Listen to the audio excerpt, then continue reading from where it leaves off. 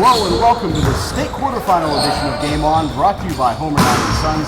I'm Andrew Hazy. Mike Byers is off this week, so Rob Longo has stepped out from behind the camera to join us today. We got 5 local teams left that survived the first 2 rounds of the state playoffs. One of those teams is Our Lady of Sacred Heart, which takes on Bishop McCourt tonight. So we will chat with Olsh senior Bree Van Volkenberg and shine the spotlight on Swickley's Scott Brown. All that and more is coming up next on Game On. The drives, the dunks, and all the shots from downtown. It's high school hoops coverage you won't see anywhere else. Get set for tip-off. It's Game On. Let's go. Well, as Rob mentioned, we are down to 5 teams left in the Times coverage area, still in the state quarterfinals. 2 teams will play on Friday, 3 teams will play on Saturday. And Rob, one of the teams left alive is the Olsh Chargers. They play Bishop McCourt, a rematch from last year, and this is Olsh's first time in the state quarterfinals, a program record. It's been impressive what they've been able to do, but perhaps not a surprise. They were the #1 seed in the WPIAA before losing in the semifinals. And Olsh's a very good team, obviously, with the #1 seed in a very tough Class AA around District 7.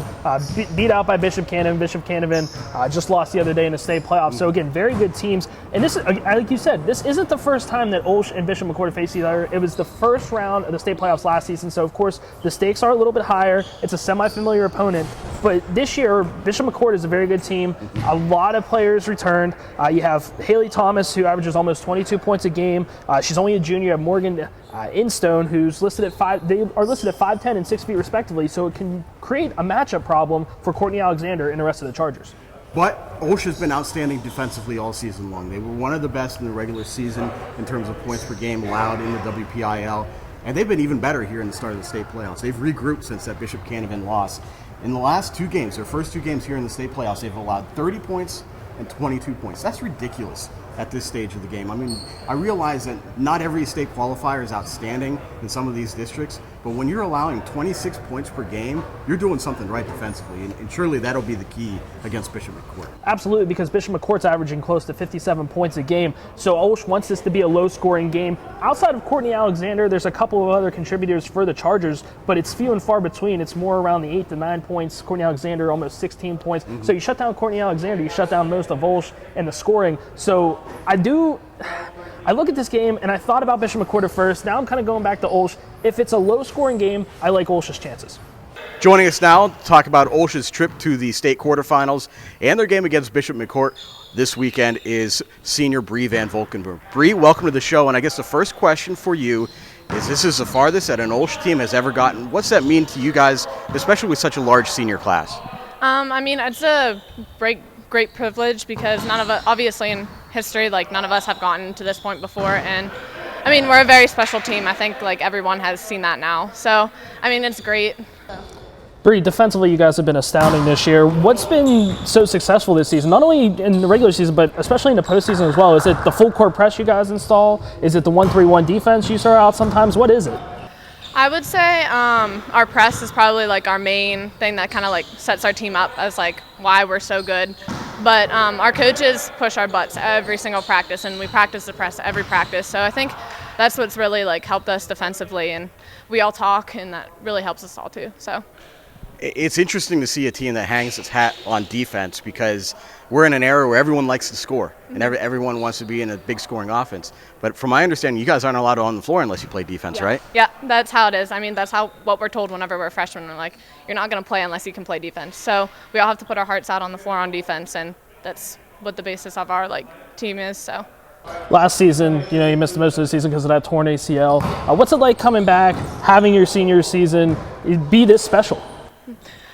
It's great. I mean, I kind of didn't expect to be where I am now, but I honestly couldn't be more happy where I am. My rehab and my physical therapist, they really pushed me to get to this point, because this is where I've wanted to be. So, I mean, it's awesome. There's I don't know, I'm just so happy that I'm where I am now. So obviously you didn't play Bishop McCourt last season in the first round of the state playoffs, but you were there with the team. What do you remember about him? What do you know about him now? And what's kind of the game plan moving forward? I mean, they're bringing back almost their entire team just like us, because we only lost 2 seniors last year. So I think they're they're literally almost like us. Like I said, like they brought back everyone. So it should be a really competitive game.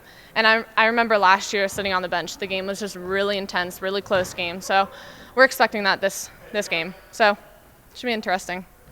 Bree, thank you so much for your time. Good luck in the state quarterfinals and for the rest of the season. Thank you. Well, he's not a high scorer, but without senior Scott Brown, Swickley very well might not be in the state quarterfinals.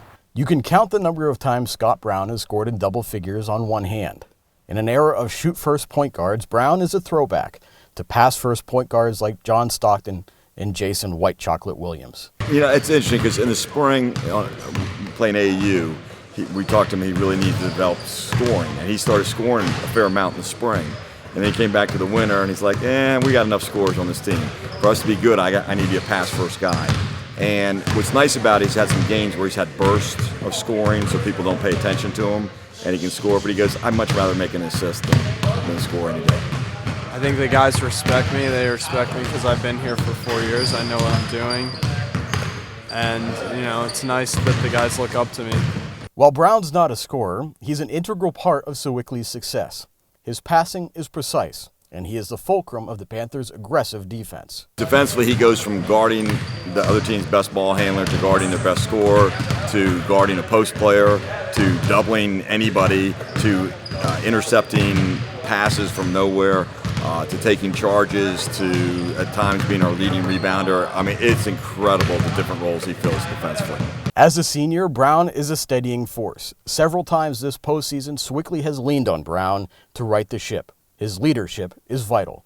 I'm kind of the leader. I'm out there settling everyone down. So if I'm tense and, upset, everyone's going to kind of get that vibe from me and not play as well. Well, the western half of the Class AA boys quarterfinals on Saturday will have a distinct WPIAL flavor. 3 of the 4 teams left standing in the quarterfinals are from the WPIAL, and all 3 are actually from the Times coverage area. Aliquippa will play West Middlesex from District 10, and Quaker Valley will play Lincoln Park. And Rob, taking a look at that Quaker Valley Lincoln Park game, I can't help but think that's going to be an outstanding game. I mean, you're talking about 2 teams that kind of play a similar style, with great guard play, not a ton up front, some serviceable forwards, but when you have Amos Luptak and Coltrane Washington going up against Nellie Cummings and Nick Alloy, I can't help but think that the three-pointers are going to fly, they're going to be driving to the basket, and points, even against 2 pretty good defensive teams, are going to be sky high in that game. It's definitely going to be a high-scoring game. I look at this matchup, and I have to take Lincoln Park just because that's not saying Quaker Valley is a bad team, a tough road. I honestly didn't think the Quakers were going to get past Greensburg Central Catholic in the second round just because of the size disadvantage that Quaker Valley was up against. Now you take a look at Lincoln Park, but something just about the Leopards, and I think it's because when we were sitting in that press conference after the Class AA championship at the Pearson Event Center, head coach Mike Brisky said, this isn't the last time we're going to play Aliquippa this season. Now, if Lincoln Park does pull off the win, Aliquippa is looming in the state semifinals, so that's why I'm taking the Leopards, because I just think it's that drive and that's that chip on the rest of the Leopard shoulders. Yeah, I don't even think we need to talk about Aliquippa a whole lot. They play West Middlesex, and I don't see West Middlesex winning. This is a team that lost to Aliquippa last year. It has actually gotten worse in terms of their overall profile in the last year. I mean, they lost to Laurel, they lost to Fairview, 2 teams that are probably mid-tier WPIAL teams. Fairview's in District 10, and they lost big time to Kennedy Catholic, which Aliquippa beat earlier this year, and they beat Kennedy Catholic at full strength. So there's no way that the Crips lose unless something weird happens on Saturday. No, it's not a matter of a win, it's a matter of how much. And with West Middlesex losing by 24 last year to Aliquippa, it's got to be in that range, if not higher, this year. Well, that does it for this episode of Game On. Be sure to check out our Facebook page for anything you might have missed throughout the week. And of course, keep it here at timesonline.com all weekend long for stories, stats, photos, and of course, post-game video of all our state quarterfinal matchups. And you can always follow us on Twitter with the hashtag TimesHoops for all the latest news and updates from those of us here at timesonline.com. For Rob Longo, I'm Andrew Chiappesi. That's all for now. We will see you soon.